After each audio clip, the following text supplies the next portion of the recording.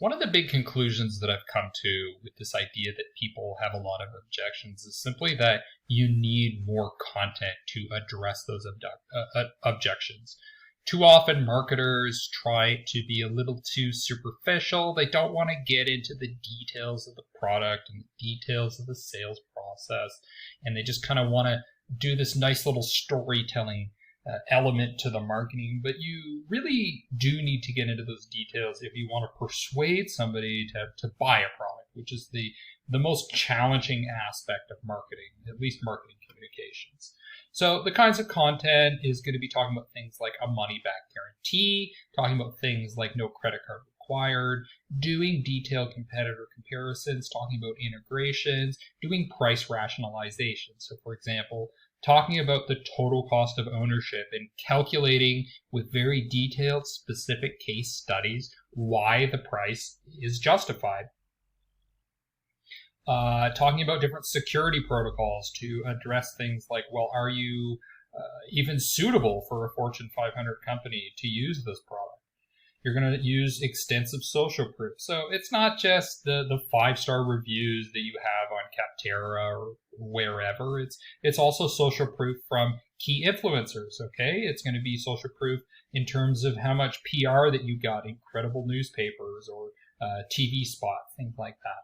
You're going to talk about customizations. A lot of people are not going to buy your product because it's not customized to their specific needs. Well, you've got to talk about situations where customizations are effective. You also have to address political appeals. So political appeals are going to be things like, oh, this is not just good for you, but your CTO is going to like it, your entire marketing team is going to like it, the end users that are actually doing the data processing are going to like it. And the other thing is the ultimate objection is not now. Okay, we don't have budget this quarter, or we don't have time this week. So creating a sense of urgency using different tactical elements, price-sensitive offers, for example, is not necessarily easy to get, but it's effective to address that key objection. Okay, so I'm going to show you a specific example of an ad that I ran that was pretty effective. And what we're starting with here is spending too much time on medical records. Okay, so this is one of the key problems that people in the medical space have, particularly veterinarians, who I'm targeting in this case. Did you know speaking is 5 times faster than typing? Why not try a dictation app for veterinarians? Try Talking to, free, no credit card required. And then I list 8 numbered points here, and then I have something at the bottom here.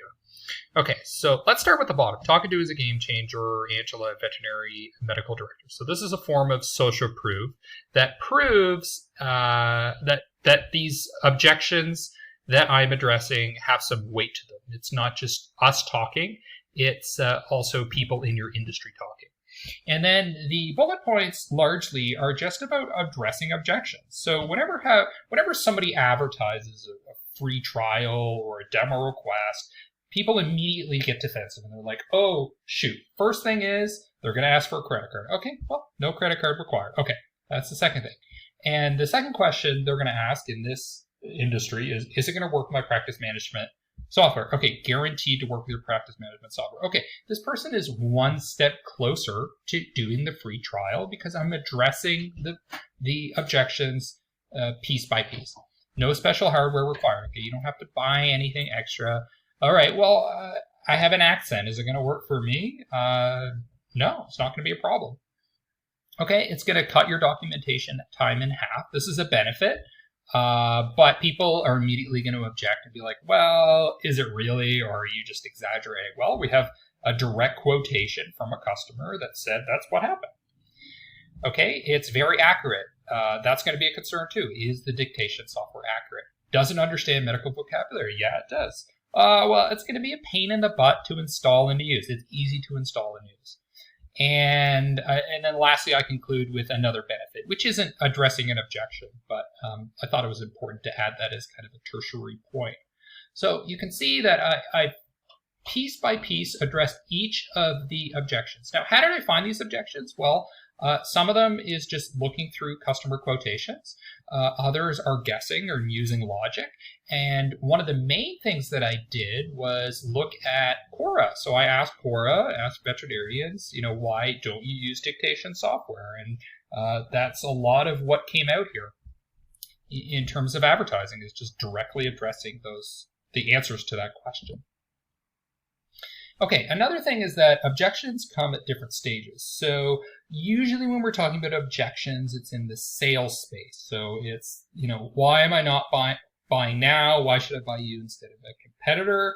But as a marketer, you need to think a little bit broader in terms of the time horizon. So there's going to be objections to your offer. So what I mean here is your direct response offer, and that's your demo, your trial, your free consultation. Perhaps it's a gift card that you're giving away to get people to talk to your sales team or to have a demo. It may be a sweepstakes giveaway, a chance to win something. So there's all sorts of reasons people object to this. One is they think, okay, well, you're never going to give us the award anyways. It's just a false promise. It's also, if I give you your information, you're just going to spam me, you're going to pressure me into buying something. So you could say something like, okay, there's no pressure, you're not going to be entered in a database, just sit through a 30-minute demo, and then if you're not interested, that's it. There's no continued conversation from there. Okay, and then there's going to be objections to your product itself, and these are going to be things like the price, the value, the specific features. Maybe you don't have compatibility, maybe you don't offer the same features your competitors do. Now, the other way I like to think about stages of objections in terms of the level of awareness. So often marketers just talk generally about awareness, and usually what they mean is brand awareness, but there are different stages, right? So some prospective customers are not even aware that they have a problem, the problem that you solve. Okay, so for them, the way you address that objection is saying, okay, here's some proof to show that people like you have this problem. Here's the research on it. Other people are problem aware. So then it's more about educating them that, hey, the category of product that I sell is the solution to your problem. Okay? And some people are aware of the solution. They're aware that, okay, whatever it is you're selling, maybe it's medicine, or maybe it's a software tool, or maybe it's a wrench or power tool, whatever, that's a solution, but they're not necessarily aware that your specific product, your brand, is the best solution. So for them, you need to address that objection by looking at things like why they should choose you over a competitor. So think about the objections at various stages and create lots of more content to address all of them.